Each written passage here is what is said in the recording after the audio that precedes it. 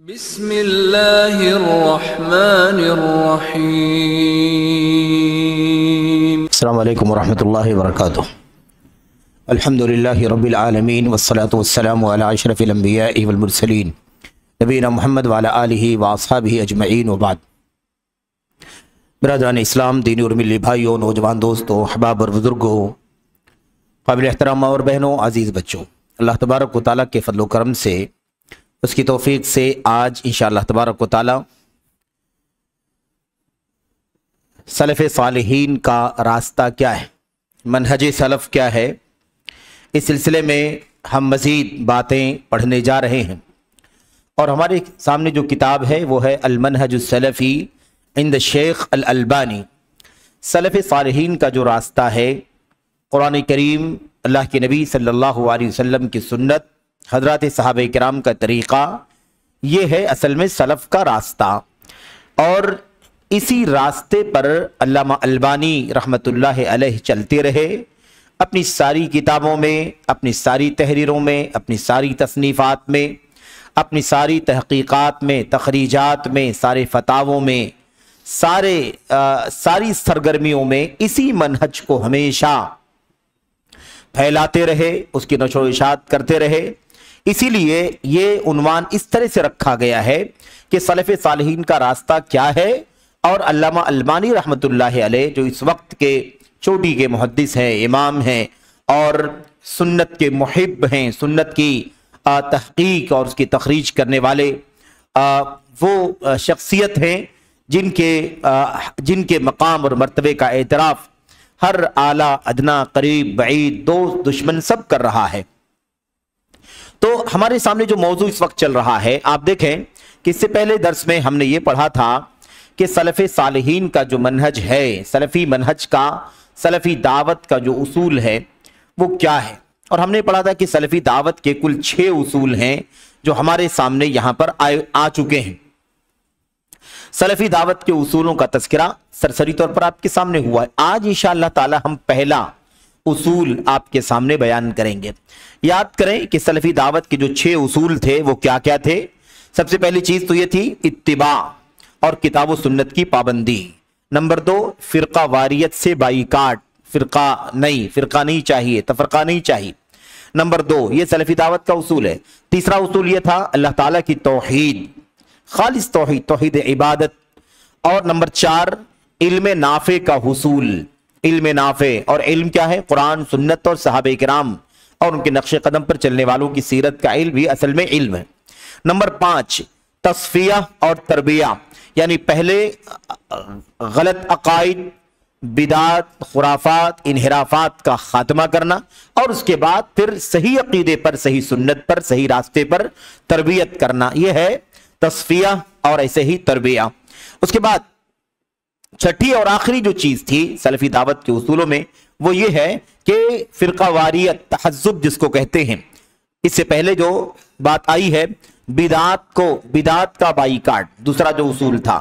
یہ جو ہمارے سامنے چھٹا اصول ہے وہ فرقہ بندی ہے نا، تفرقہ، پارٹی بندی، اور الگ الگ حزب اور نظریے قائم کر کے اور اسی کے نقش قدم پر چلنا، یہ جو طریقہ ہے، ایسے ہی جو اندھی تقلید کا نظام چلتا ہے نا، قرآن و سنت کے نصوص، حضرات صحابہ کرام کا راستہ کیا ہے، اس کو بالائے طاق رکھ کر صرف اس لیے کہ ہم فلاں مسلک کے ماننے والے ہیں، فلاں امام کی تقلید کرنے والے ہیں، اس لیے اسی امام کے پیچھے چلیں گے، خواہ وہ قرآن کی آیت کے خلاف جائے، سنتوں کے خلاف جائے، سلف امت کے اقوال و آثار کے خلاف جائے۔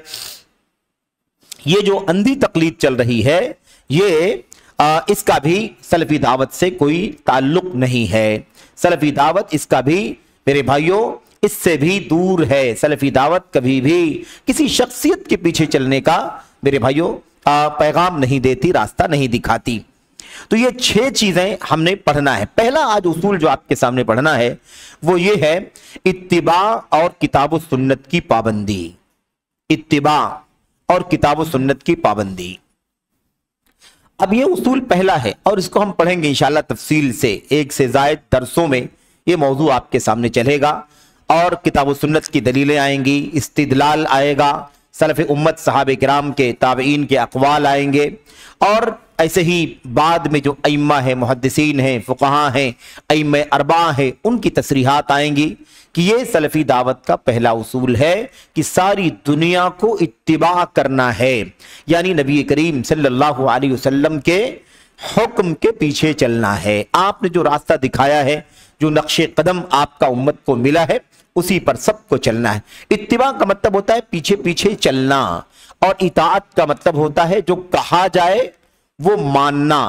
कहा मानने को इताअत कहते हैं, और नक्शे कदम के पीछे पीछे चलने को इत्तिबा कहते हैं। इसलिए आप देखिए, चूंकि नबी करीम सल्लल्लाहु अलैहि वसल्लम हमारे बीच में, यानी उम्मत के बीच में थे, सहाबे किराम के बीच में, और आपने कुरान को और अपनी सुन्नत को जबान से भी बतलाया, अमल करके भी दिखलाया, और जो कुछ देखा उसमें अगर कहीं कुरान और सुन्नत के खिलाफ कुछ हुआ तो आपने अपने सहाबे किराम को तंबीह किया, याद दहानी फरमाई, और इस्लाह की, सही रास्ता बतलाया। ये सारी चीजें अल्लाह के नबी अलैहिस्सलाम की उस वक्त आ चुकी हैं जो सहाबे किराम का दौर था। तो अब सहाबे किराम के सामने तो एक आइडियल मौजूद है अल्लाह के नबी सल्लल्लाहु अलैहि वसल्लम का। जैसे चले ऐसे सहाबा भी चले, जहां नबी वहां नबी के सहाबा भी आपके पीछे चलते रहे। तो इसीलिए इत्तिबा का लफ्ज तो अल्लाह के नबी के बारे में मौजूद है, बार बार इत्तिबा का लफ्ज आता है। कुरान करीम के अंदर भी अल्लाह तबारक व तआला ने फरमाया वत्तबिऊहु वत्तबिऊहु, अल्लाह के नबी सल्लल्लाहु अलैहि वसल्लम की इत्तिबा करो, यानी आपको जैसे करते हुए देखते हो, ईमान में, अकीदे में, अमल में, सलूक में, अखलाक, किरदार, तिजारत और लेन देन, मामलात और सारी चीजें, जिंदगी, अखलाक, आदात, सियासत, इक़्तिदार, तमाम तर मसाइल में जैसे तुम नबी करीम सल्लल्लाहु अलैहि वसल्लम को देखते हो, वैसे ही नबी आगे आगे चलते हैं, तुम उनके पीछे पीछे चलो। तो एक आइडियल है, उसी के पीछे चलना है।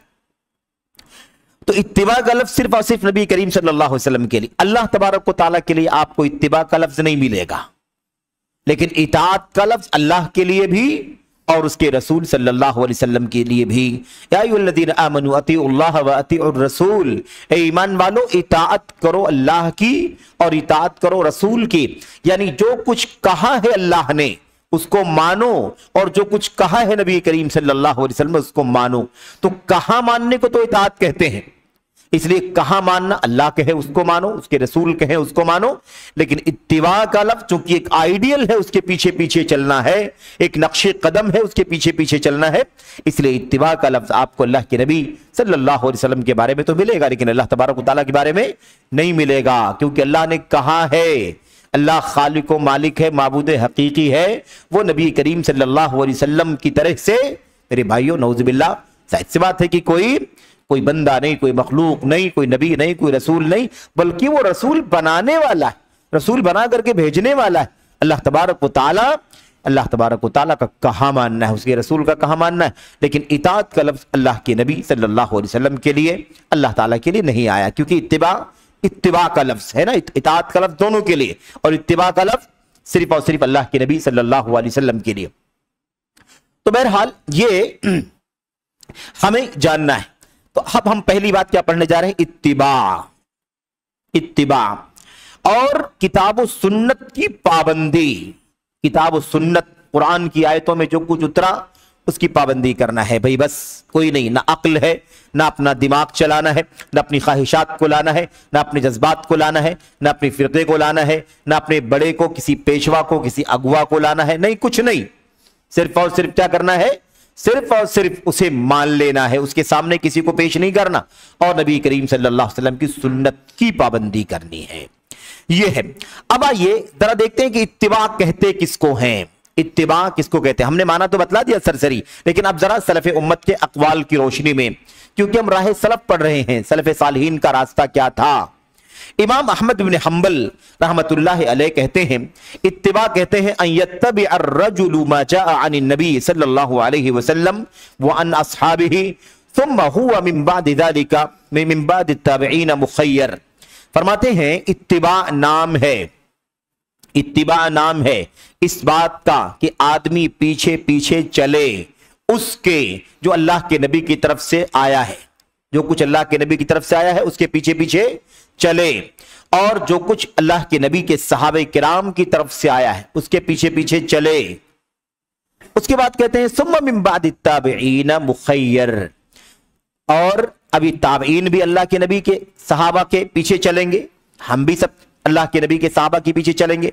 ताबईन के बारे में कहते हैं ताबईन के बाद का जहां तक मसला है तो आदमी को अख्तियार है तहकीक करने का, देखने का, गौर करने का, लेकिन अल्लाह के नबी सल्लल्लाहु अलैहि वसल्लम जो कुछ आपकी तरफ से आए पीछे चलना है उसके, अल्लाह के नबी के सहाबा की तरफ से जो कुछ आए हमें उसके पीछे चलना है।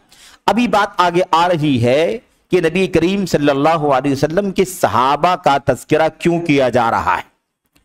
सहाबा का तज़किरा क्योंकि आमतौर पर आज ये बहुत सारे भाई एतराज करते हैं कि भाई अभी तक तो हम ये कहते थे कुरान सुन्नत कुरान सुन्नत कुरान सुन्नत, अब कुछ सालों से हम ये देख रहे हैं लोग कि कुरान और सुन्नत के बजाय या कुरान और सुन्नत के बाद एक तीसरी चीज का भी नाम लेते हैं, और वो कहते हैं सलफ़े सालिहीन के नक्शे कदम पर चलना है, और कभी कहते हैं कि सहाबे किराम के फहम और उनके समझ के मुताबिक समझना है।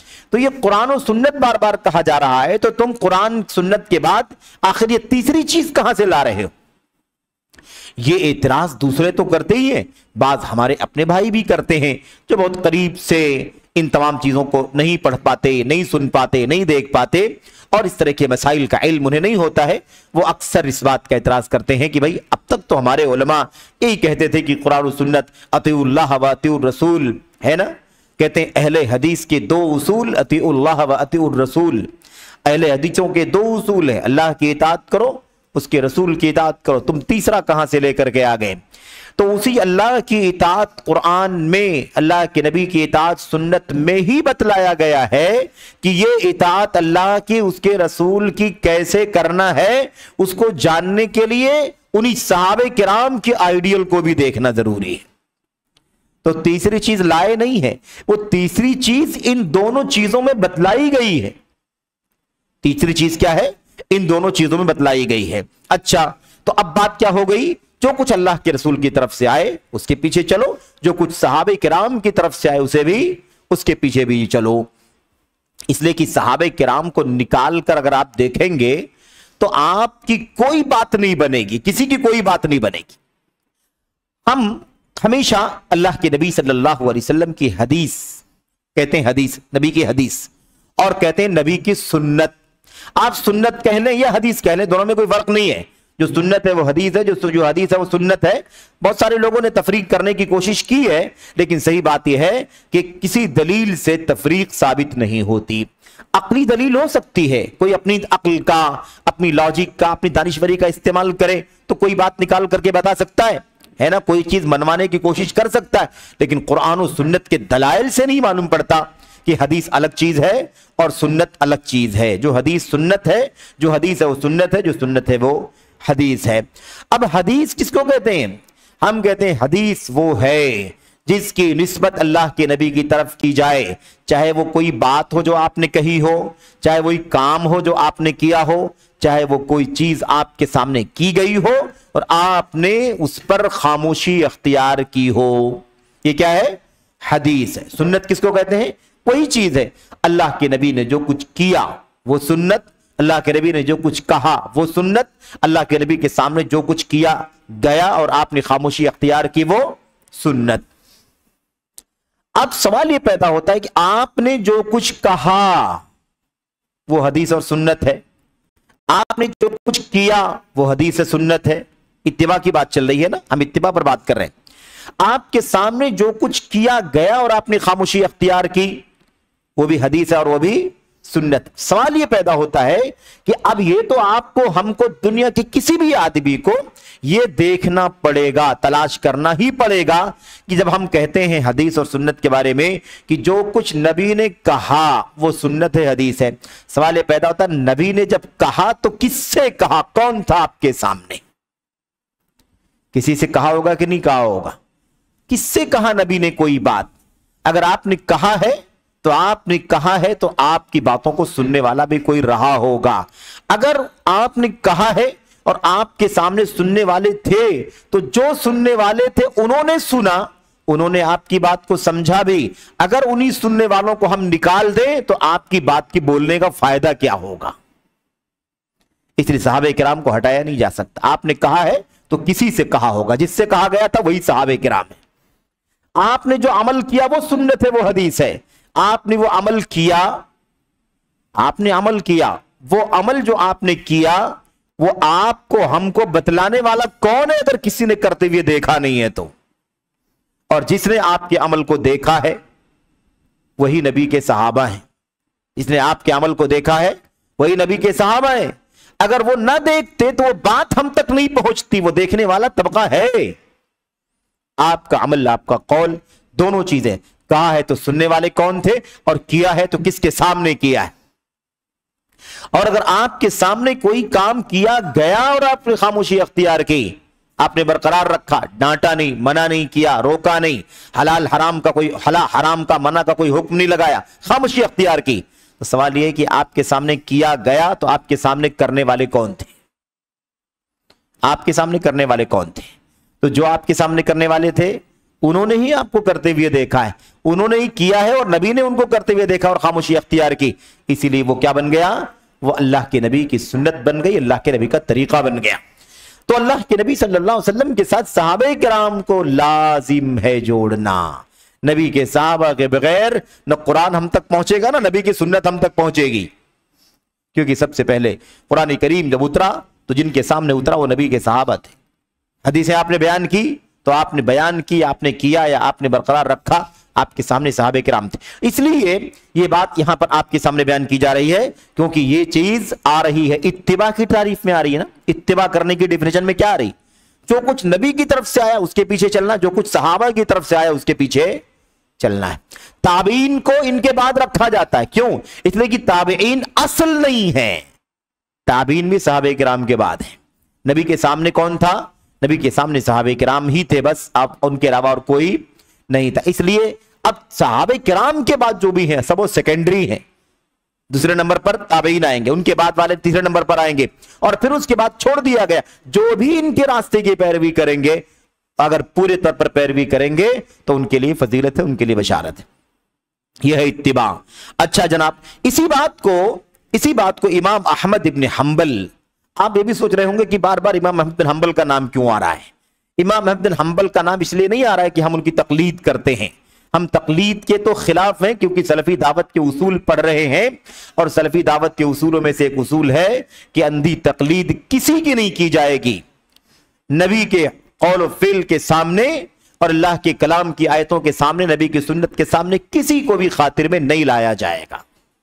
अगर कोई बात किताब और सुन्नत के खिलाफ किसी की तरफ से आ रही है तो हम किताब और सुन्नत को अपने गले लगाएंगे, और किसी भी उम्मती की बात को हम किताब और सुन्नत पर मुकद्दम नहीं करेंगे। ये हमारा अकीदा। तो अहमद बिन हंबल रहमतुल्लाह अलैह का नाम इसलिए नहीं आ रहा है कि हम कोई तकलीद करते हैं। बहुत सारे लोग ये बात कहते हैं। चूंकि देखें मेरे भाइयों, ये मौजू सलफ के रास्ते का है, सलफ सालिहीन का मनहज क्या है, इसलिए इसमें सलफ के मनहज की बात जब हो रही है तो ये सब बातें भी आपको दाएं बाएं से आती रहेंगी। सलफ के रास्ते के खिलाफ बातें, एतराजात जो कुछ आते हैं, सवालात जो कुछ आते हैं, ताने तशनी जो कुछ आते हैं, वो सारी बातें भी आपके सामने जिम्नन आती रहेंगी। अब बहुत सारे लोग कहते हैं कि भाई, लोग कहते हैं कि आप लोग अपने आप को सलफी कहते हैं, कुरान सुन्नत के मानने वाले कहते हैं, आप लोग अइम्मे किराम का नाम क्यों लेते हैं। इमाम अबू हनीफा का नाम आप क्यों लेते हैं, मालिक का नाम, शाफी का नाम, अहमद बिन हंबल रहमतुल्लाहि अलैहिम अजमईन, इन सब का नाम आप क्यों लेते हैं। आप जब तकलीद करते नहीं तो इनका नाम क्यों लेते हैं। आपको चाहिए कि सिर्फ कुरान पेश करें, हदीस पेश करें। तो ये बहुत बड़ी गलत फहमी है, बहुत बड़ा धोखा है जो लोग समझते हैं और इस तरह की बात करते हैं, तो लोगों को गफलत में डालते हैं, मुगालते में डालते हैं। हम अल्लाह के कलाम को, नबी की सुन्नत को हम सहाबे किराम की समझ के मुताबिक समझते हैं, और सहाबे किराम की समझ के मुताबिक समझने वाले अइम्मा, और उन सब की किताबों को हम पढ़ते हैं, और उनमें ये सारे अइम्मा हैं जिनको अइम्मे अरबाह के नाम से हम जानते हैं।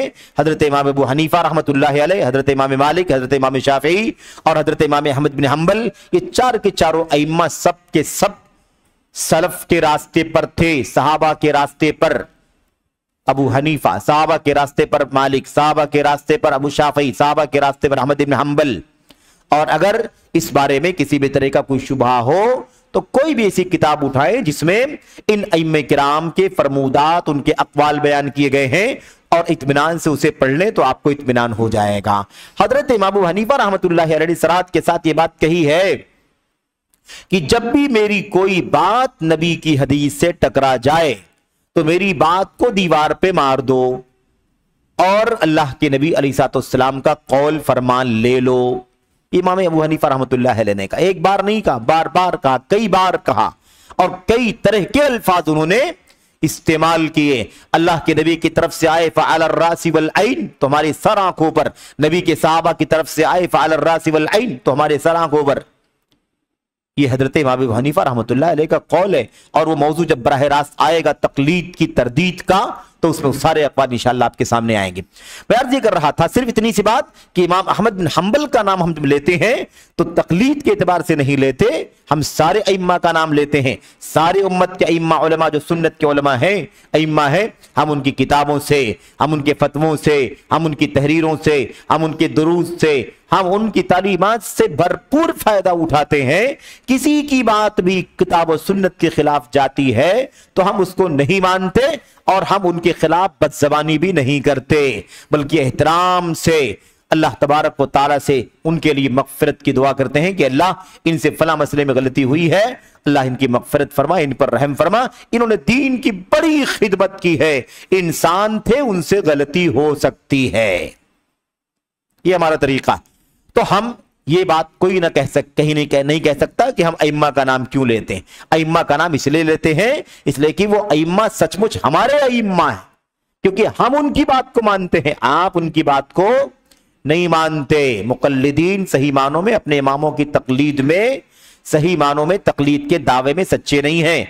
अगर वो तक़लीद करते, अपने इमामों के पीछे चलते, तो सारे इमामों ने सुन्नत पर चलने के लिए कहा है, क्यों नहीं चलते? सारे इमामों ने अपनी बात को छोड़ देने के लिए कहा है, ये मुक़ल्लिदीन अपने इमामों की बातों को क्यों नहीं छोड़ते? अगर सचमुच मुक़ल्लिद हैं तो यकीनन इन्हें क्या करना चाहिए? इन्हें सुन्नत के मुकाबले में अपने इमामों की बातों को, अपने इमामों की बात मानते हुए छोड़ देना चाहिए जो सुन्नत के खिलाफ उनसे हो गया। और सारी मिसालें तफसीलात बाद में आएंगी। अच्छा, तो इमाम अहमद बिन हंबल रहमतुल्लाहि अलैहि ने क्या फरमाया? आपने फरमाया उसूल सुन्नह, सुन्नत के उसूल हमारे यहां क्या है? इमाम अहमद बिन हंबल ने क्या लिखा? उसूल सुन्नत इंदना, हमारे यहां सुन्नत के उसूल क्या है बयान करते हैं। कहते हैं अत्तमस्सुकु बिमा काना अलैहि अस्हाबु रसूलिल्लाह सल्लल्लाहु अलैहि वसल्लम वल इक्तिदा बिहिम। कहते हैं सुन्नत की बुनियाद हमारे यहां ये है। सुन्नत के उसूल हमारे यहां क्या है? अल्लाह के नबी सल्लल्लाहु अलैहि वसल्लम के सहाबा, रसूलुल्लाह सल्लल्लाहु अलैहि वसल्लम के सहाबा जिस रास्ते पर थे उसी रास्ते को मजबूती से पकड़े रहना, वल इक्तिदाउ बिहिम, और उनकी पैरवी करना, उनके नक्शे कदम पर चलना, क्योंकि उन्होंने ही, नबी के सहाबे किराम ही ने नबी की इक्तिदा की है, उन्होंने ही आपकी जबान से सुना, उन्होंने ही अमल किया, उन्होंने ही सब कुछ अपनी आंखों से देखा। इसलिए सुन्नत के उसूल हमारे यहां क्या है? हमारे यहां सुन्नत के उसूल हैं अत्तमस्सुकु बिमा काना अलैहि अस्हाबु रसूलिल्लाह सल्लल्लाहु अलैहि वसल्लम, नबी के सहाबा का जो रास्ता था उसी रास्ते पर मजबूती से जम जाना, ये हमारे यहां सुन्नत के उसूल हैं, और उनकी इक्तिदा करना। अच्छा जनाब, अब यहां पर ये बात तो वाज़ेह हो गई कि पैरवी करनी है, पैरवी करनी है, अल्लाह के नबी सल्लल्लाहु अलैहि वसल्लम की पैरवी करनी है, किताब पर, अल्लाह की कुरान करीम और नबी की सुन्नत पर चलना है। अब एक ही मसला यहां पर आता है जो बार बार हमेशा छेड़ा जाता है, वो ये है कि अब कुरान पर तो चलें, कुरान की पाबंदी करें, सुन्नत की पाबंदी करें, चलो भाई लाओ कुरान करीम की आयतें, अल्लाह का फरमान पढ़ो, उसका तर्जमा करो, लाओ अल्लाह की नबी की हदीसें, भाई उसको पढ़ो, उसका तर्जमा करो, अल्लाह ने ये फरमाया काल अल्लाह, अल्लाह के रसूल ने ये फरमाया काल रसूल, अल्लाह का फरमान सामने आ गया, अल्लाह के नबी सल्लल्लाहु अलैहि वसल्लम की हदीस सामने आ गई, दोनों का तर्जमा हमने पढ़ लिया, उसका माना क्या समझा, उसका माना क्या समझा? مسئلہ قرآن و سنت کا نہیں ہے. دنیا میں کوئی ایسا آپ کو نہیں ملے گا اسلام سے نسبت کرنے والا فرقہ، ٹولہ، گروہ، جماعت، دھڑا، حزب، پارٹی کوئی نہیں ملے گی جو قرآن کا نام نہ لیتی ہو، سنت کا نام نہ لیتی ہو. پھر جب سبھی قرآن و سنت پر عمل کرتے ہیں تو پھر آخر اتنا فرقہ بنا کیسے؟ اتنا اختلاف ہوا کیسے؟ اتنا انتشار پیدا ہوا کیسے؟ سب قرآن و سنت پر چلتے ہیں. تو پتہ یہ چلا کہ سب سے بڑا مسئلہ قرآن و سنت کی آیتوں کا، حدیثوں کا نہیں ہے، بلکہ بڑا مسئلہ وہ تیسرے والے پوائنٹ کا ہے کہ اب یہ قرآن و سنت کو سمجھتے کیسے ہیں. آپ نے اپنی عقل لگائی، آپ کو الگ سمجھ میں آیا، آپ کی عقل میں سمجھ میں الگ، میری سمجھ میں الگ، فلاں آدمی ہم سب سے زیادہ ٹیلنٹ ہے، اس نے کچھ اور سمجھا، تیسرا آدمی اور زیادہ جینیس ہے، اس نے کچھ اور سمجھا، پانچویں نے الگ، چھٹے نے الگ. سوال پیدا ہوتا ہے کہ اب سمجھنے کا معاملہ سب کا الگ الگ ہے. مجھے سمجھ میں یہ آتا ہے، آپ کی سمجھ میں یہ آتا ہے، فلاں کی سمجھ میں آتا ہے، تو کس کی سمجھ پر چلا جائے؟ آپ کہیں میری سمجھ پر آ جاؤ سبھی لوگ، میں صحیح بتا رہا ہوں، میں کہوں میں صحیح بتا رہا ہوں، آپ سب لوگ میری سمجھ پر آ جاؤ، تیسرا اپنا دعویٰ کرے، چوتھا، پانچواں، چھٹا اپنا دعویٰ کرے، تو اب سوال یہ پیدا ہوگا کہ کس کی بات مان لی جائے، سب کی چھوڑ دی جائے؟ کس کی بات مان لی جائے؟ یہی سارا مسئلہ چھپا ہوا ہے. دنیا کے سارے فرقے، دنیا کی ساری پارٹیاں، دنیا کا سارا اختلاف و انتشار ایک ہی کارن ہے، وہ ہے اللہ کے کلام کو، نبی کو سمجھنے کا طریقہ کیا ہوگا. اگر وہ طریقہ بھی فالو کر لیا جائے تو اختلاف و انتشار جیسے نہیں تھا ویسے ختم ہو جائے. بھائی اللہ کے نبی صلی اللہ علیہ وسلم کا دور جو تھا قرآن کریم کے اترنے کا، سنتوں کے آنے کا، یہ جس دور میں آخر صحابہ کرام میں اختلاف کیوں نہیں ہوا؟ فرقہ کیوں نہیں بنا؟ ٹولیاں، دھڑبندیاں کیوں نہیں ہوئی؟ بعد میں کیوں ہو گئی؟ اس لیے کہ انہوں نے جو سمجھایا گیا وہ سمجھ لیا اور مان لیا.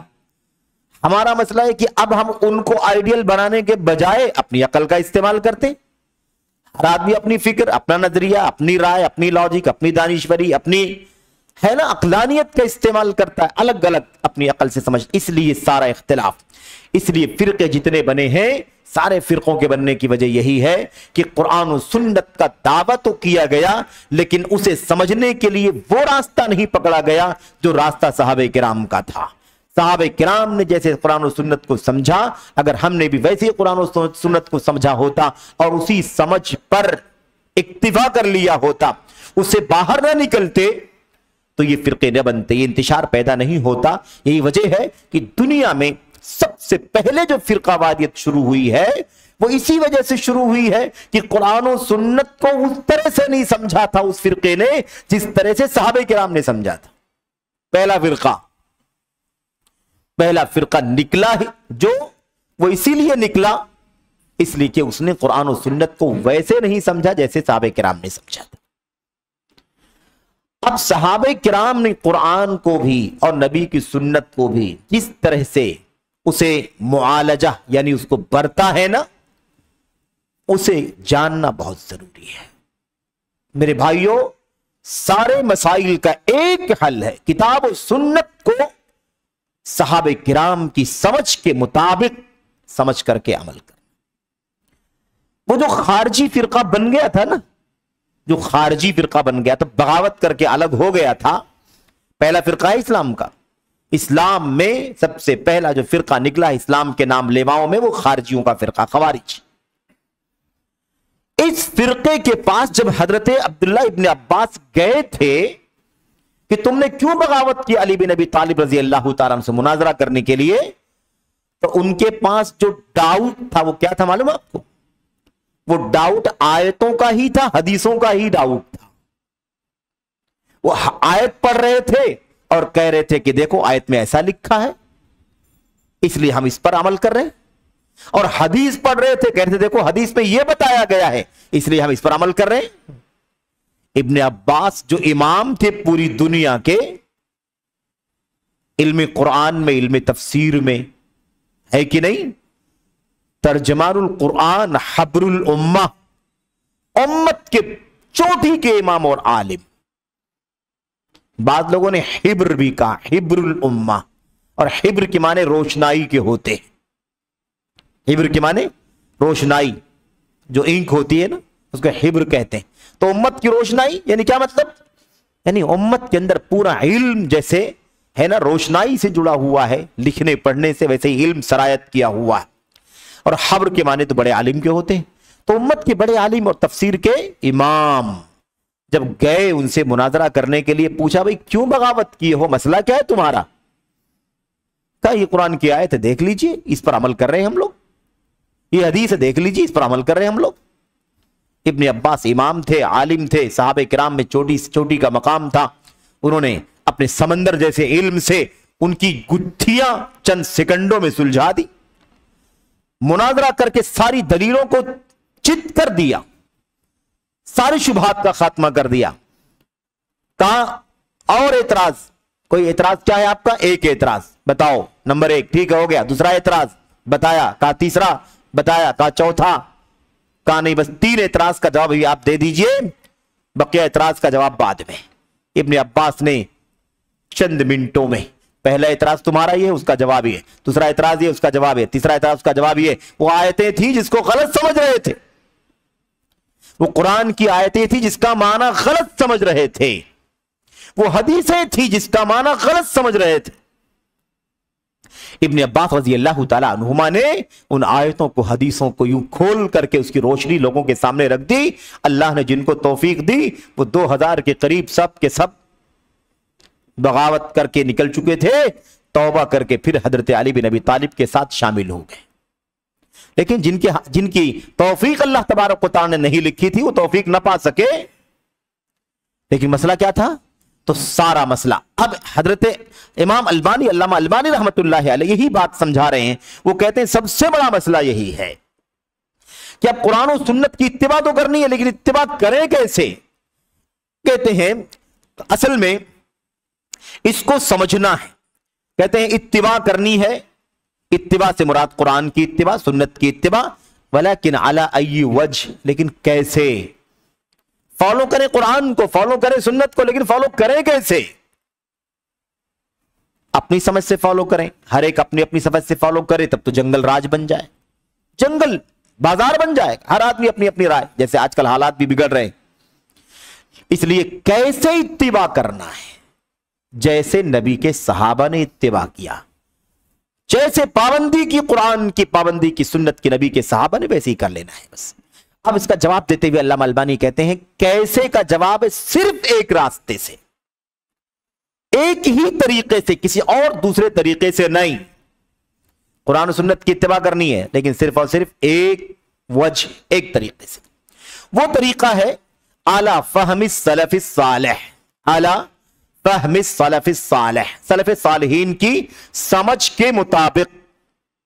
और ये बात हो चुकी है कि सलफ सालिहीन में सबसे पहले नंबर पर सहाबे किराम आते हैं, बल्कि ये सबके सलफ हैं और ये नबी के सामने थे, इसलिए इनसे ऊंचा कोई नहीं।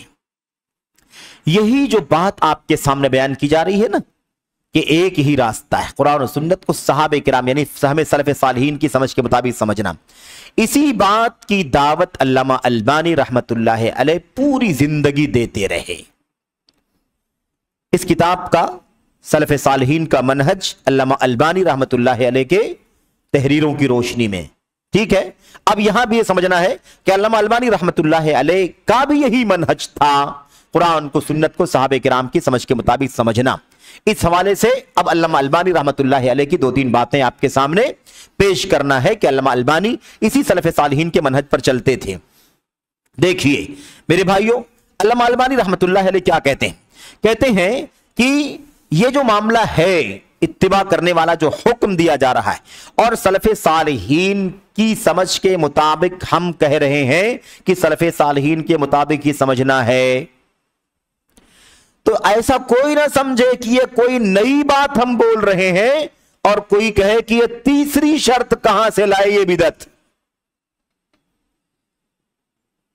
देखो भाई मेरे बुजुर्गों, बड़ों और अजीजों, साथियों, माओ बहनों, जवानों, ये सलफ सालिहीन का मनहज हमें पढ़ना है तो आपको ये समझ के पढ़ना पड़ेगा कि ये मौजू दलीलों का है, حوالوں کا ہے، یہ موضوع استدلال کا ہے، نکات کا ہے، باریکیوں کا ہے، اس لیے ہو سکتا ہے کہ آپ کو ویسے اس میں دلچسپی نہ لگے جیسے اور دیگر بہت سارے سماجی موضوعات سے دلچسپی لگتی ہے، ایسی دلچسپی آپ کی نہ لگتی ہو، لیکن نہیں، ایسا کوئی ضروری نہیں ہے کہ آپ کو اسی طرح کی دلچسپی ہر جگہ اور ہر موضوع میں ملے، بلکہ آپ کو یہ سمجھ کے چلنا ہے کہ یہ تو اساس دین ہے، یہ دین کی بنیاد ہے، دنیا کے سارے اختلافات ختم ہو جائیں گے اگر یہ مسئلہ سمجھ میں آ جائے، اور یہی وہ راستہ ہے جس راستے پر چل کر کے سعادت، نجات، کامیابی، امن، امان، عافیت مل سکتی ہے۔ اس کے علاوہ اور کوئی راستہ نہیں ہے، اس کے علاوہ کوئی راستہ ہے نہیں جس سے ہماری الجھنیں ختم ہو جائیں، ہماری ٹینشن ختم ہو جائے، کوئی اور راستہ نہیں، ایک ہی راستہ ہے بس۔ تو علامہ البانی کہتے ہیں کہ اب ہم یہ کہہ رہے ہیں کہ سبھی صحابہ کرام کی سمجھ کے مطابق قرآن و سنت کو سمجھ کر کے اس کی اتباع کرنی ہے، تو کوئی آئے اور کہے کہ یہ تو نیا طریقہ آپ نکال لائے، ہم تو اطیع اللہ و اطیع الرسول جانتے تھے، آپ تیسری چیز پیش کر رہے ہیں، اس کی کیا دلیل ہے؟ دلیل دے دیجئے ورنہ بدعت ہوگا آپ کا یہ دعویٰ۔ تو علامہ البانی کہتے ہیں کہ نہیں، بدعت نہیں ہے، قرآن ہی میں ہے، سنت ہی میں ہے، اور سمجھنا بھی ضروری ہے، اور قرآن و سنت کے اس دلیل کو بھی نبی کے صحابہ نے سمجھا، نبی کے صحابہ نے سمجھا۔ بات سمجھ رہے ہیں کیا بات ہو رہی ہے؟ قرآن و سنت کو صحابہ کرام کی سمجھ کے مطابق سمجھنا ضروری ہے۔ ہم کہہ رہے ہیں قرآن و سنت میں ہے یہ بات، لیکن وہ جو بات اس پوائنٹ پر قرآن و سنت میں ہے، کیا اس بات کو بھی نبی کے صحابہ نے ویسے ہی سمجھا ہے جیسے سمجھنا چاہیے؟ کیونکہ یہاں بات دونوں ساتھ میں ہو رہی ہے، قرآن و سنت کو نبی کے صحابہ کے سمجھ کے مطابق سمجھنا ایک بات تو یہ ہے۔ اب مسئلہ یہ ہے کہ نبی کے صحابہ نے اس بات کو سمجھا ہے کہ نہیں سمجھا ہے کہ ساری دنیا کو ہماری سمجھ کے مطابق سمجھنا ضروری ہے۔ بات سمجھ رہے ہیں کہ نہیں سمجھ رہے ہیں؟ یہ نقطہ بہت اچھی طرح سمجھ میں آنا چاہیے، اور صحابہ کرام نے اس کو سمجھا اور ایسے ہی سمجھا جیسے ہم آپ کے سامنے اس بات کو سمجھانے کی کوشش کر رہے ہیں۔ وہ باتیں آ رہی ہیں آگے۔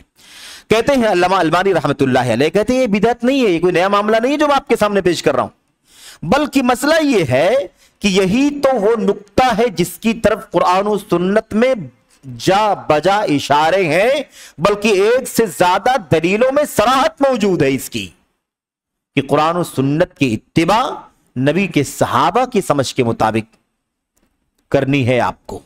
اس کے بعد کہتے ہیں صراحت آئی ہوئی ہے، وضاحت صراحت کے ساتھ یہ بات موجود ہے۔ مثال کے طور پر کہتے ہیں سورہ نساء کی آیت نمبر 115 میں اللہ تبارک و تعالی ارشاد فرماتا ہے وَمَن يُشَاقِقِ الرَّسُولَ مِن بَعْدِ مَا تَبَيَّنَ لَهُ الْهُدَى، جو رسول کی مخالفت کرے ہدایت واضح ہو جانے کے بعد، وَيَتَّبِعْ غَيْرَ سَبِيلِ الْمُؤْمِنِينَ، اور مومنوں کے راستے کے علاوہ کی پیروی کرے، مومنوں کے راستے کے علاوہ کی راستے کی پیروی کرے، نُوَلِّهِ مَا تَوَلَّا، تو وہ جدھر مڑے گا ہم اسے اسی طرف موڑ دیں گے، وَنُصْلِهِ جہنم، اور قیامت کے دن آخرت میں ہم اسے جہنم میں داخل کر دیں گے۔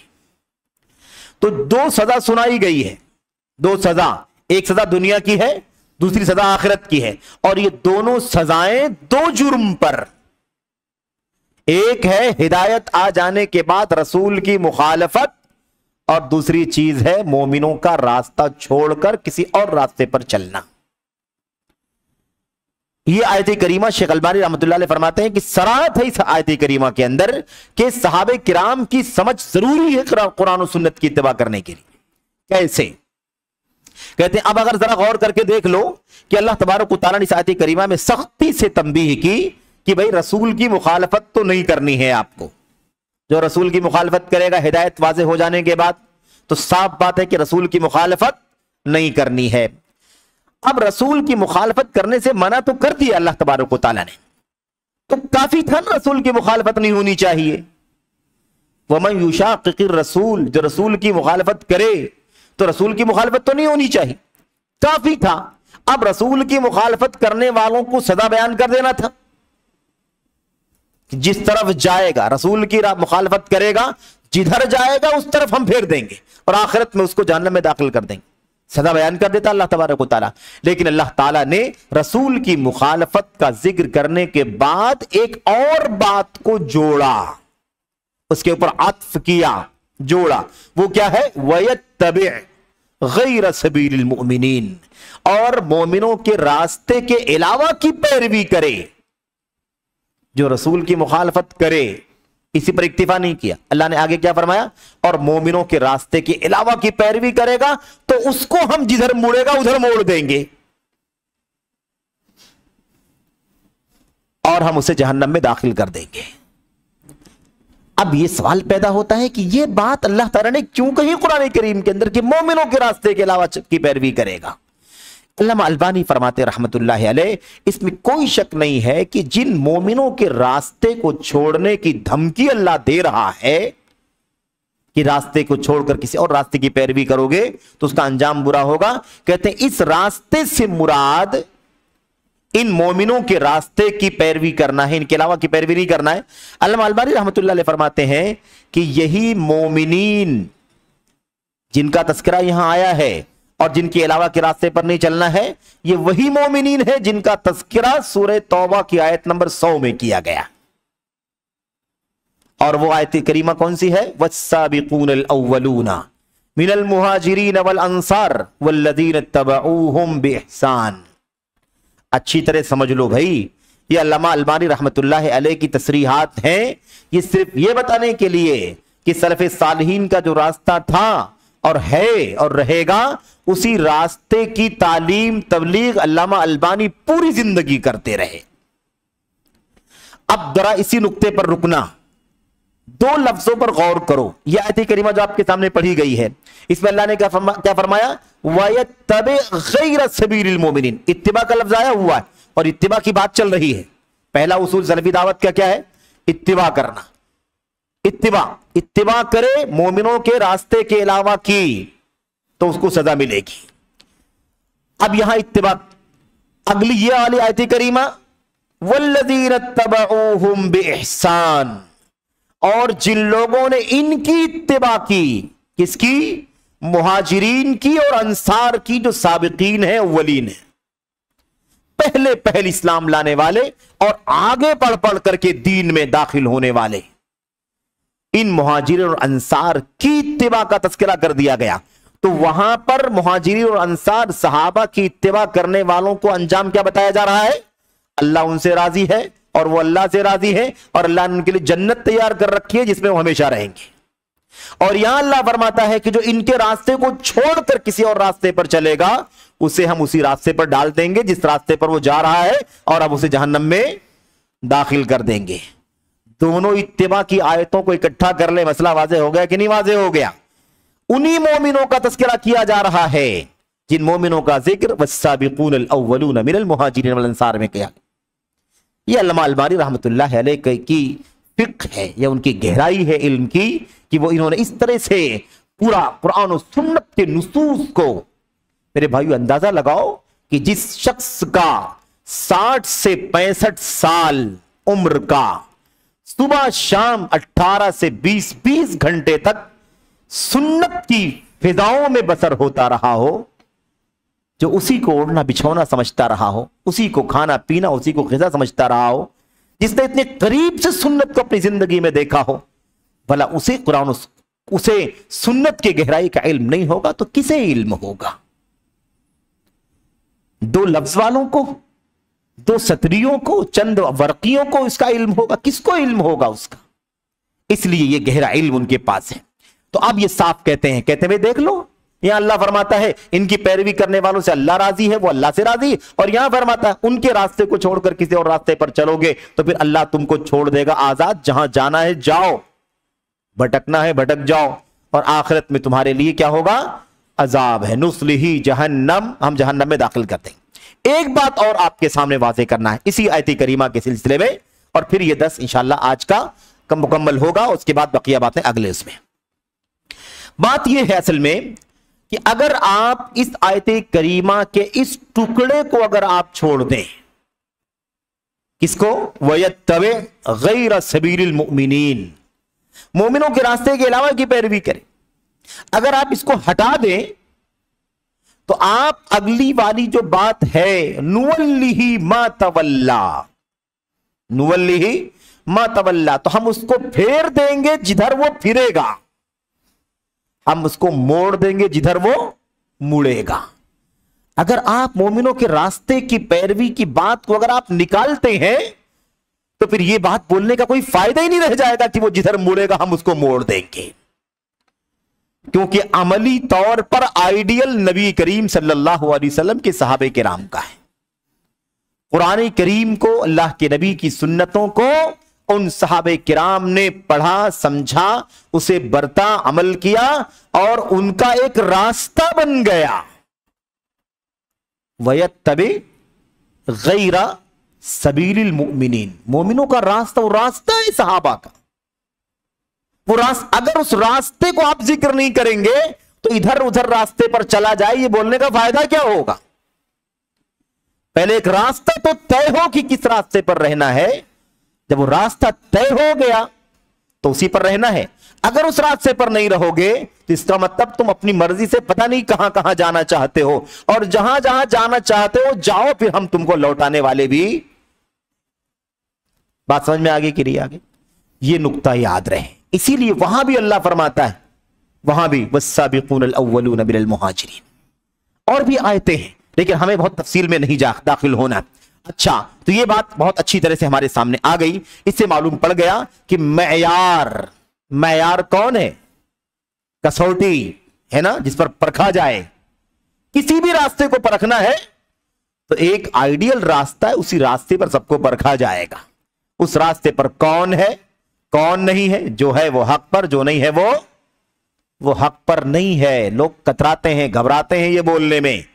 اللہ فرماتا ہے جو میرے نبی کی سنت اور میرے نبی کے صحابہ کے راستے کو چھوڑ کر کسی اور راستے پر چلے گا، نولیہ ما تولا، جدھر مڑے گا، جدھر پھرے گا، گھومے گا، ہم اسی طرف گھما دیں گے، پھیر دیں گے، وَنُصْلِهِ جہنم۔ تو اب نبی کے صحابہ کرام، مومنین، کون تھا مومنین اس زمانے میں جو قرآن اترا؟ نبی کے صحابہ، ان صحابہ کرام کے راستے کو چھوڑنے والے، جدھر پھریں گے ادھر ہم پھیر دیں گے۔ خارجیت نبی کے صحابہ کا راستہ نہیں ہے، جدھر پھرے اللہ نے پھیر دیا، جاؤ، میرے نبی کے صحابہ کا راستہ تم نے چھوڑا ہے، جہاں جانا ہے جاؤ۔ رافضیت نہیں تھی، جہاں جانا ہے جاؤ۔ صوفیت نہیں تھی، جہاں جانا ہے جاؤ، کیونکہ تم نے میرے نبی کی مخالفت کی، اور جس راستے پر نبی کے صحابہ نے چل کر کے دنیا کے سامنے آئیڈیل پیش کیا، تم نے اس راستے کو چھوڑ دیا۔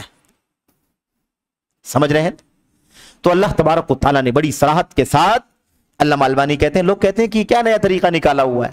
تیسری چیز وہ صحابہ کرام کی فقہ چاہیے، صحابہ کرام کا فہم چاہیے۔ تیسری چیز کہاں سے لے کر کے آئے؟ مبتدع، نئی بات ہے۔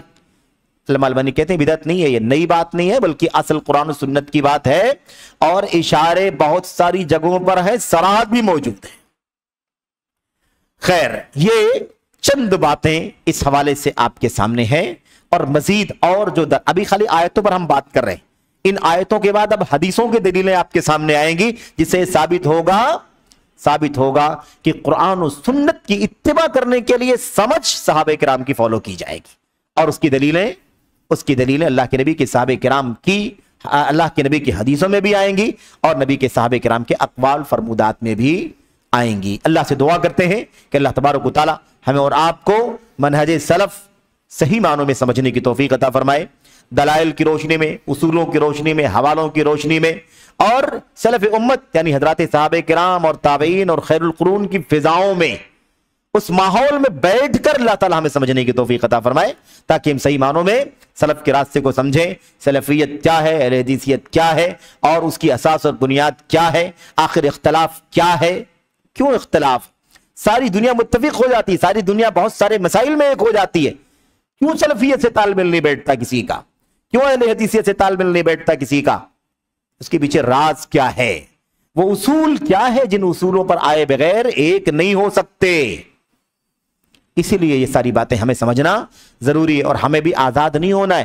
بہت سارے لوگ رواداری اور ٹالرنس اور نرمی اور دوستانہ اور محبت کے نام پر ایسے آزاد ہوتے ہیں کہ یہ بھول جاتے ہیں کہ ہم بہت خاص راستے پر اللہ تبارک و تعالیٰ کے فضل و کرم سے ہیں، اور ہمیں اسی کو سنبھالنا ہے. یہ راستہ چھوٹا تو نولیہ ما تولا، نولیہ ما تولا، جہاں جانا چاہو گے وہیں اللہ تعالیٰ ڈال دے گا. اللہ سے دعا ہے کہ اللہ تعالیٰ ہم سبوں کو منہج سلف اس کے صحیح دلیلوں سے، صحیح اصولوں سے، اور امت کے سلف امت کے ائمہ علماء صحابہ کرام سے لے کر ان کے نقش قدم پر چلنے والے بعد کے خیر القرون اور بعد کے ائمہ محدثین، ائمہ فقہاء، ائمہ اربعہ اور دیگر ائمہ کی تصریحات کی روشنی میں اس بات کو سمجھنے کی توفیق عطا فرمائے. آمین رب العالمین. وصلی اللہ وسلم وبارک علی نبینا محمد وعلی آلہ وصحبہ اجمعین. السلام علیکم ورحمۃ اللہ وبرکاتہ.